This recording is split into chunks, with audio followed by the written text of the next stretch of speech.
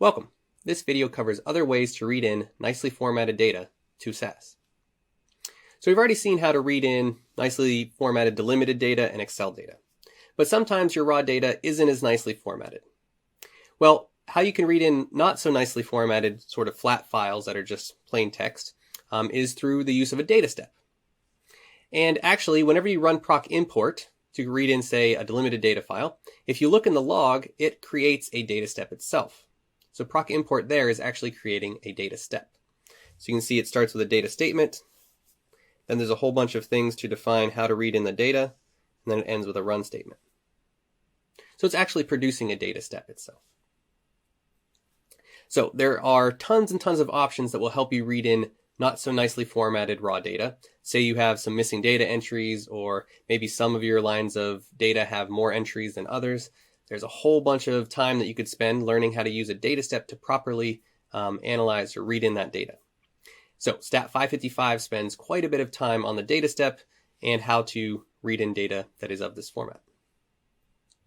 We're going to stick to nicely formatted data for this class's purpose. Okay, but the fact that a data step can of course be used to read in raw data is nice to know.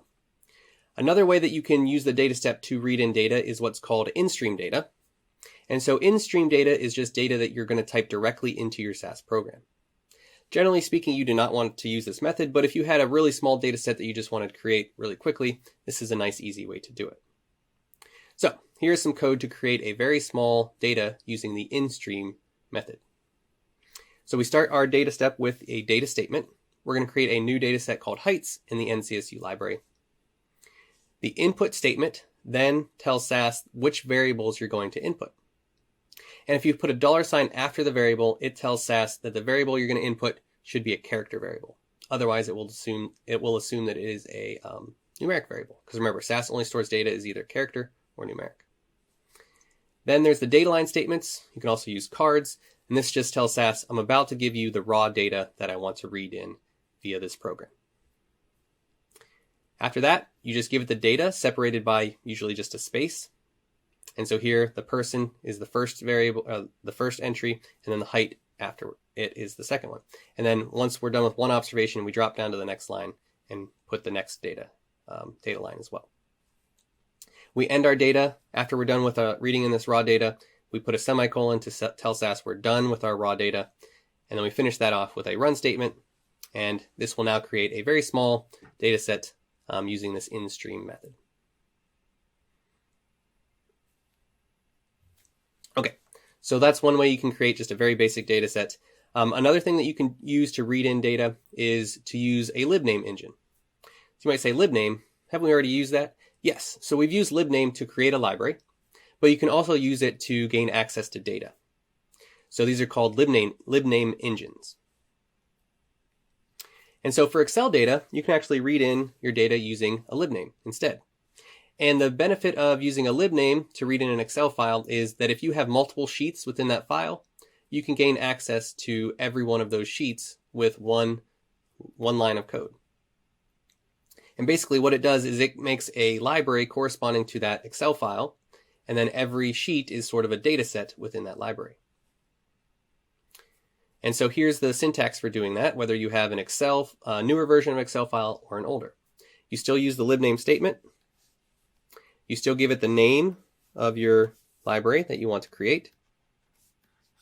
So remember, we were using NCSU before, but here you'd give the name of the library.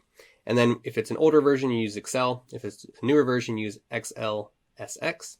And then you give it the path, the physical path to that file, just like we've done before. And this will give you access to all of the different sheets within that Excel dataset. So here's an example, reading in that census ed file that we've looked at before. So there's a LIBNAME statement here. We're going to create a library called census. This is a newer version of Excel, so we're going to use XLSX. And then here's the physical path to that file. Again, you need to be careful if you're trying to copy this code because you're going to have a different number there after you than I would have. But now if you go over to your library section, you can see a census library. And now you have access to every one of the sheets in that original Excel dataset.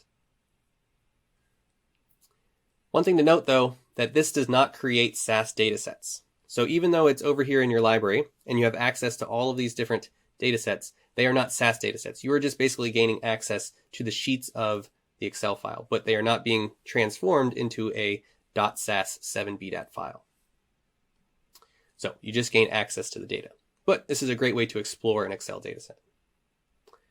If you did want to take one of the sheets and turn it into an Excel dataset, or sorry, a SAS dataset that you want to use later, we can use the set statement on a data step to copy that dataset.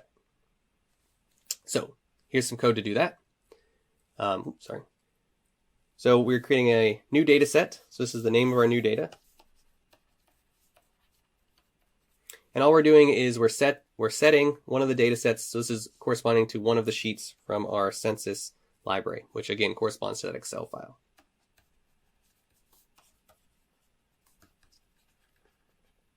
So if you do that, it will take that sheet and turn it into a SAS dataset.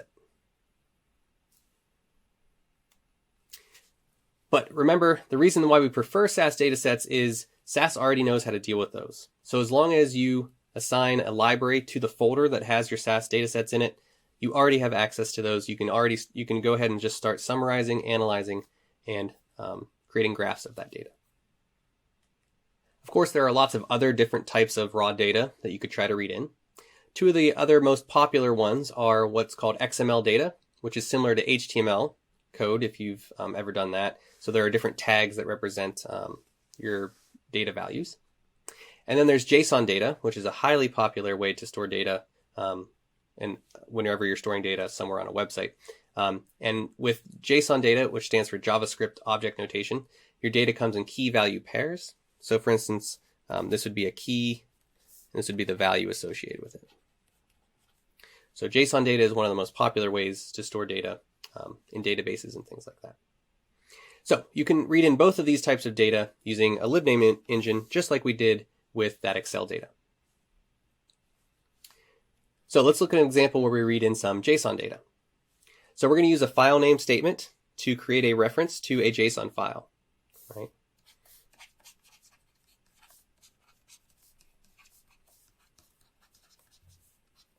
And in this case, this JSON file is located locally in our shared drive, right? So this is on the shared drive. It's a data set called drugdeaths.json. And so we're going to use a LIBNAME engine, which means that we're going to use a LIBNAME statement to read in this JSON data. So the syntax for that is, of course, we start with our LIBNAME statement. We then give it the reference to that JSON file, and we tell SAS this is to use the JSON LIBNAME engine.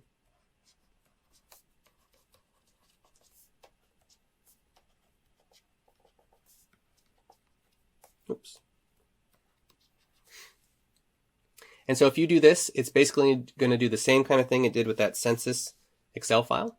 It's going to create a new library called whatever we referenced here. And it's going to give you access to the different fields within that JSON file. So remember, SAS stores everything in rectangular formats, so it's taking all the different, so JSON can hold multiple different types of data at once in some sense, and so it's putting all of those into appropriate rectangular sheets. Again, these are not SAS data files at this point. We're just getting references to those data files, and we could copy them over using a data step with a set statement. Another really common way to read in data is through the use of ProcSQL. So SQL is a language of itself that is used to read in data from databases. And so if you're interested in ProcSQL, Stat 556 will cover how to use that to read in data from databases.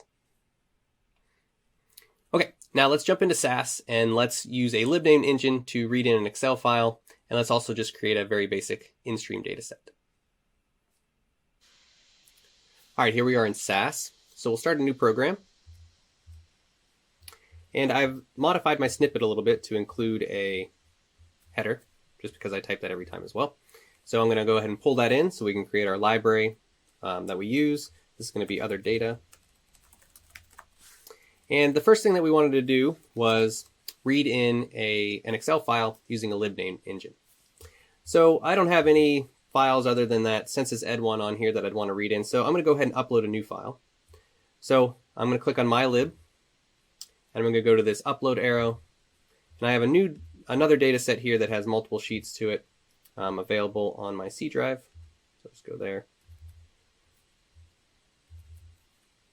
And so this is a pretty big file. I'm going to go ahead and hit upload. So it'll take a second just to read that up and upload it into the server for SAS On Demand. But now once it's done that, in my lib here, I can see that I have this file, and this has multiple sheets on it, so maybe I could read it in using a LIBNAME engine. So let's go ahead and do LIBNAME. We're going to give it the appropriate name for it, so I'm going to call this WD for World Development. And then we give it XLSX, and I'm going to give it the path to this Excel file. So again, the easiest way to get to that path is just to right-click on that file, go to Properties, and then you can see it there. So if you want to follow along with this example, this data set is available on the web. You'll need to upload it locally. All right, so if I run this program, I should create 2 new libraries corresponding to our usual one, and then this one for this Excel file. So everything looks fine there in our log. Let's go down to our libraries. We should now have one called WD. And now this has different data sets corresponding to each one of those sheets that was on that data set. Great. All right, so that was the first part. And the second bit that we wanted to do was just create a little INSTREAM data set. So I'll go ahead and put a comment for this. I'll go back and put a comment for the previous one as well. So we're going to create a new data set. I'm going to put it in the NCSU library. So NCSU.INSTREAM, I'll call it. And I'm going to go ahead and tell it which variables I'm going to read in. So input is how you do that.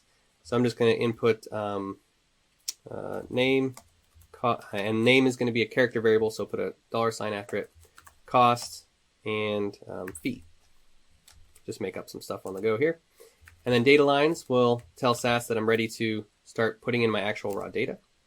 So name is a character variable, John. Now, when you do stuff with a data step like this and you're defining new variables, the first time it sees a character variable, it's going to set the length. So we're not going to be able to store anything more than length 4 here unless we do something else. Just a note. Cost, we'll say 12. Fee, we'll say 3. Again, I'm just making stuff up. Say Noah, 10, 4. Jane, 4, 1. Then I'll end that with a run statement.